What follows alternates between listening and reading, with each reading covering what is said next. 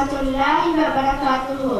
நான் இன்று உங்கள் முன்னிலையில் கவிதையொன்றை கூற வந்துள்ளேன். நிலையில்லா வாழ்வில் நிரந்தரம் தேடி அடைகின்றாய், நிம்மதிகள் தொலைத்து நெருக்கடியாகின்றாய். செல்வங்கள் சேர்த்து என்ன பயனிங்கு, நல்லெண்ணங்கள் கொண்டு வாழ்வதே நன்மை பயக்கும் அங்கு. எடுத்து வாழ்வோர் எல்லாம் நன்றாய் கொடுத்து வாழும் நிலை வர வேண்டும். அதற்கு நீயும் முறையாய் சதகா கொடுத்து உதவ வேண்டும். இறைவன் தந்த அருளை மறந்து இறைவனுக்கு நன்றி செலுத்த மறந்து வாழும் வாழ்க்கையில் ஈரேற்றம் இருக்காது என்றும்.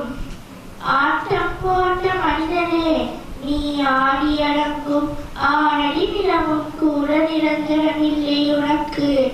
புரிந்து வாழு, கல்வி தெளிந்து பாரு, அஸ்தோஃபிருல்லாஹ் கூறி நீயும் இஸ்திக்பார் செய்து வாழு. வஸ்ஸலாம்.